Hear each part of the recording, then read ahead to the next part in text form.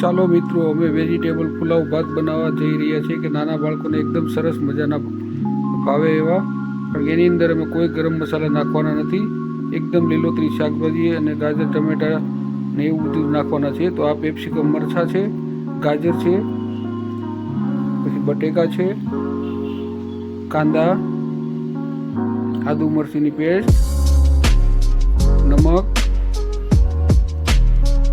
અને આ મેં ભાત અગાઉથી બાફીને જ રાખ્યા હતા પહેલાં કમ્પ્લેટ. પછી અમારું ઘી આવી ગયું છે, એકદમ દેશી ગાયના ઘીમાં બનાવીએ છીએ. મીઠા લીમડાના પાન નાખ્યા, રાઈ ને એવું બધું નાખ્યું હતું અંદર. પેલા હવે બટેકા નાખી દઈએ. બટેકા થોડા ધીમા તાપે છડવા દઈએ. બટેકા છડી જાય પછી અંદર પાછા બીજી વસ્તુ ભેળવશું. કારણ કે હવે જો ગોલ્ડન કલરના થવા માંડ્યા છે, તો હવે પછી કાંદા ઉમેરી દઈએ અંદર.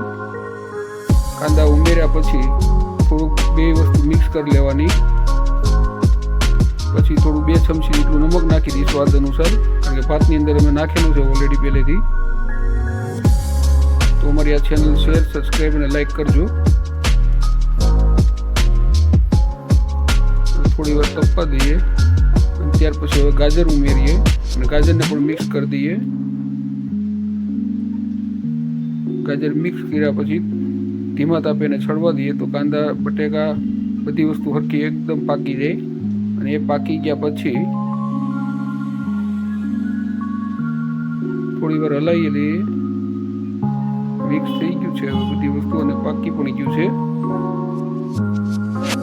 ત્યાર પછી થોડી ડીશ ઢાંકી દઈએ. ડીશ ઢાંકીએ એટલે એકદમ બધી વરાળ અંદર બેસી જાય અને એકદમ બફાઈ જાય સરસ મજાનું. અને હવે પેપ્સિકમ મરચાં ઉમેરી દીધા છે. પેપ્સિકમ મરચાંને થોડી વાર પાકવા દઈએ ધીમા તાપે. પેપ્સિકમ મરચાં પણ હવે પાકી ગયા છે. હવે ટમેટા ઉમેરી દઈએ. ટમેટાને પણ થોડી વાર મિક્સ કરી લઈએ. ટમેટા મિક્સ કર્યા પછી ધીમે ધીમે એને હલાવતું રહેવાનું થોડી વાર. અને હવે આદુ મરચાંની પેસ્ટ નાખવાની છે. આદુ મરચાંની પેસ્ટ નાખ્યા પછી થોડી વાર એને હલાવવાનું. હવે 2 ચમચી જેટલી હળદર નાખવાની. 2 ચમચી હળદર ઉમેર્યા પછી થોડું મિક્સ કરી લઈએ. અને એ બધું મિક્સ થઈ જાય અને સરસ મજાની હળદર પણ પાકી ગઈ છે. હવે એકદમ સરસ. મારી આ ચેનલને શેર, સબસ્ક્રાઈબ અને લાઈક કરજો. હવે ત્યાર પછી અમે થોડાક બધા ભાત ઉમેરી દઈએ અંદર. અને ધીમે ધીમે ભાત ઉમેરીને એને મિક્સ કરતું જવાનું.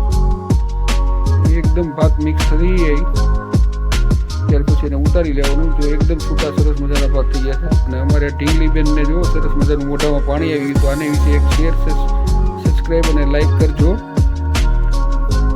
ભાત બનીને ઓલરેડી એકદમ સરસ મજાના કમ્પ્લીટ થઈ ગયા છે કે નાના બાળકોને ભાવે. હવે આની અંદર કોઈ પણ અમે જાતના ગરમ મસાલા કે કોઈ વસ્તુ એવી નાખી જ નથી, કારણ કે નાના બાળકોને કોઈ નડતરૂપ ના થાય એટલે.